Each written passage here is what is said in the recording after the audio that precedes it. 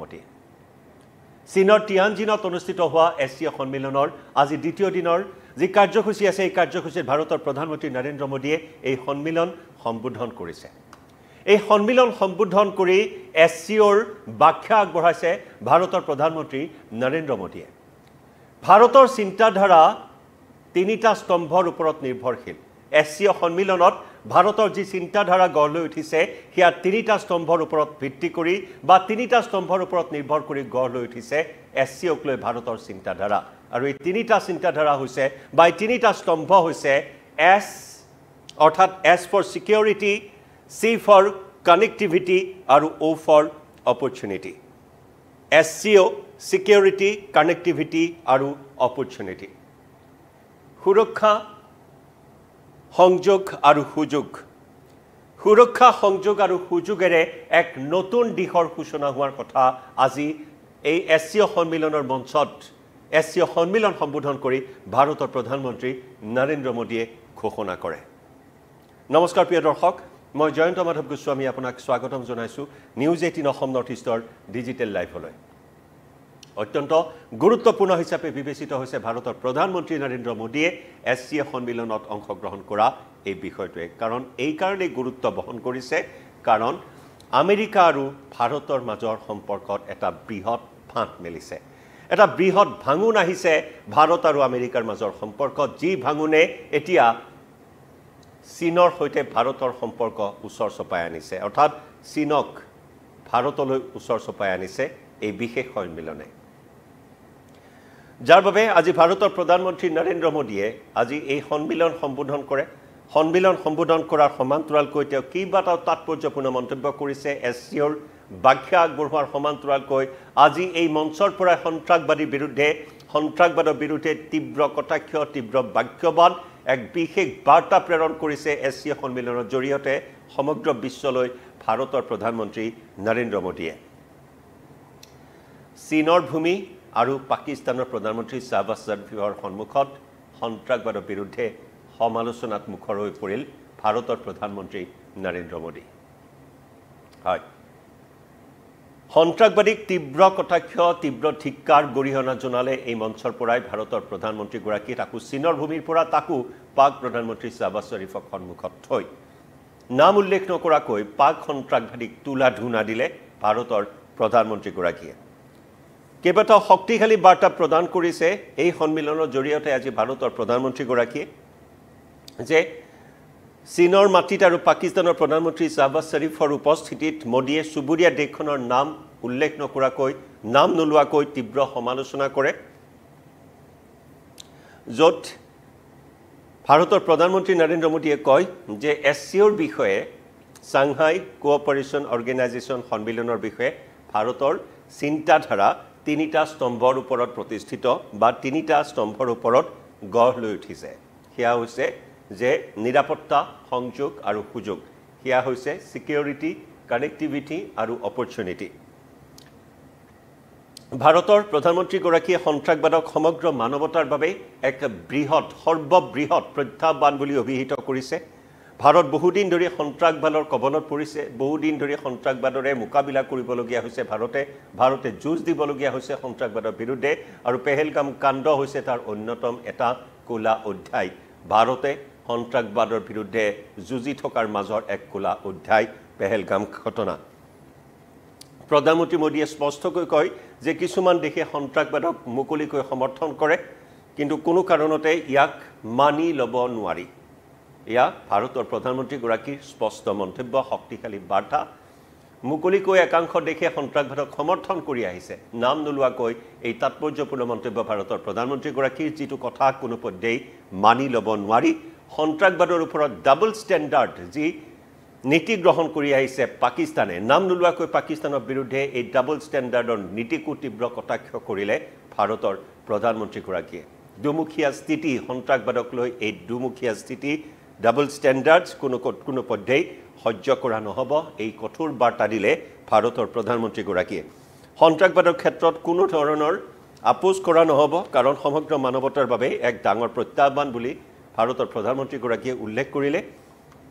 আৰু SCO দেশসমূহক যি আজি 10খন সদস্য ৰাষ্ট্ৰই এই বৈঠকত এই সন্মিলনত অংশগ্ৰহণ কৰিছে গতিকে এই SCO দেশসমূহক সন্ত্ৰাসবাদৰ বিৰুদ্ধে একেলগে বিৰোধিতা কৰিবলৈ একমুখে ইয়াৰ বিৰোধিতা কৰিবলৈ মোদীয়ে আহ্বান জনালে এই মঞ্চৰ পৰাই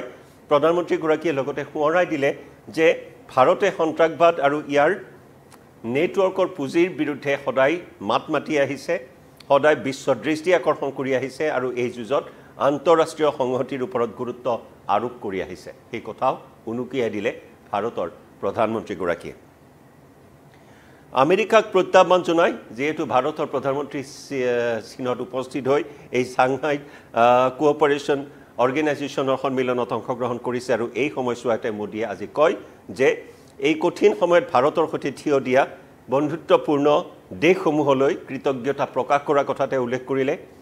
কিন্তু বাৰে বাৰে সেই সন্ত্ৰাসবাদৰ বিষয়টো মোদীয়ে উত্থাপন কৰিছে ভাষণ প্ৰসংগত কৈছে যে সন্ত্ৰাসবাদৰ বিৰুদ্ধে বিৰোধিতা কেৱল ৰাজনৈতিক দায়িত্ব নহয় মানৱতাৰ প্ৰতি নৈতিক দায়িত্ব সন্ত্ৰাসবাদৰ বিৰোধিতা কৰা কেৱল ৰাজনৈতিক দায়িত্ব নহয় ইয়া মানৱতাৰ এক নৈতিক দায়িত্ব বুলিও প্ৰধানমন্ত্ৰীয়ে উনুকিয়াই দিলে সদস্য ৰাষ্ট্ৰসমূহক প্ৰধানমন্ত্ৰী নৰেন্দ্ৰ মোদীয়ে লগতে কয় নিৰাপত্তা শান্তি আৰু স্থিতিশীলতা যিকোনো দেশৰে উন্নয়নৰ মূল আধাৰ কিন্তু সন্ত্ৰাসবাদ বিচ্ছিন্নতাবাদ আৰু উগ্ৰবাদ ডাঙৰ প্ৰত্যাহ্বান সন্ত্ৰাসবাদ কেৱল এখন দেশৰ নিৰাপত্তাৰ বাবে প্ৰত্যাহ্বান নহয় সমগ্ৰ মানৱ জাতিৰ বাবে এক উমৈহতীয়া প্ৰত্যাহ্বান কোনো দেশ কোনো সমাজ কোনো নাগৰিকে নিজকে ইয়াৰ পৰা সুৰক্ষিত বুলি গণ্য কৰিব নোৱাৰে সেয়েহে ভাৰতে সন্ত্ৰাসবাদৰ বিৰুদ্ধে যুঁজত ঐক্যৰ ওপৰত গুৰুত্ব আৰোপ কৰি আহিছে গতিকে যৌথভাৱে সকলোৱে যুঁজিব লাগিব এই সন্ত্ৰাসবাদৰ বিৰুদ্ধে প্ৰতিখন দেশৰ নাগৰিকৰ সমাজৰ উন্নয়ন আৰু বিকাশৰ বাবে প্ৰগতিৰ বাবে লগতে তেওঁ কৈছে যে আল কায়দা আৰু ইয়াৰ সৈতে জড়িত সন্ত্ৰাসবাদী সংগঠনৰ বিৰুদ্ধে যুঁজ দিবলৈ এখন যৌথ অভিযানৰ নেতৃত্ব দিয়াৰ প্ৰয়োজন সন্ত্ৰাসবাদী পুঁজিৰ বিৰুদ্ধে মাত মাতি আহিছে ভাৰতে সদায় ইয়াত পোৱা সহায়ৰ বাবে মই সকলোৰে ওচৰত কৃতজ্ঞতা প্ৰকাশ কৰিলোঁ বুলিও প্ৰধানমন্ত্ৰীগৰাকীয়ে উল্লেখ কৰিলে আমি ইতিমধ্যে উল্লেখ কৰিছোঁ আজি এই বৈঠক বিশেষভাৱে তাৎপৰ্যপূৰ্ণ বিবেচিত হৈছে আমেৰিকাৰ দুৰ্গত কঁপনি সৃষ্টি কৰি চীন ৰাছিয়া ভাৰত আজি একেশাৰীত থিয় হৈছে এই বিষয়টোৱে ইতিমধ্যে আমেৰিকাৰ ভেটিত খলকনি সৃষ্টি কৰিছে আজি সাংহাই সন্মিলন সম্বোধন কৰি মোদীয়ে এই বিষয়ত আৰু কি মন্তব্য কৰিলে কেনেদৰে এই ব্যাখ্যা আগবঢ়ালে SCOৰ সকলোখিনি খবৰ সকলোখিনি মন্তব্য এই মুহূৰ্তত আগবঢ়াইছোঁ শুনক SCO का पूरे यूरेशिया क्षेत्र की एक्सटेंडेड फैमिली को जोड़ने में बहुत महत्वपूर्ण योगदान रहा भारत ने एक सक्रिय सदस्य के रूप में हमेशा कंस्ट्रक्टिव और सकारात्मक भूमिका निभाई है SCO को लेकर भारत की सोच और नीति 3 मुख्य स्तंभों पर आधारित है SCO S security C connectivity O opportunity पहले स्तंभ S यानी सिक्योरिटी के संदर्भ में मैं कहना चाहता हूं कि सुरक्षा शांति और स्थिरता किसी भी देश के विकास का आधार है किंतु इस मार्ग में आतंकवाद अलगाववाद और अतिवाद बड़ी चुनौतियां हैं आतंकवाद सिर्फ किसी देश की सुरक्षा ही नहीं बल्कि पूरी मानवता के लिए एक साझा चुनौती है कोई देश कोई समाज कोई नागरिक अपने आप को इससे सुरक्षित नहीं समझ सकता इसलिए आतंकवाद से लड़ाई में भारत ने एकजुटता पर बल दिया इसमें SCO रेड्स की बहुत महत्वपूर्ण भूमिका रही इस वर्ष भारत ने जॉइंट इंफॉर्मेशन ऑपरेशन को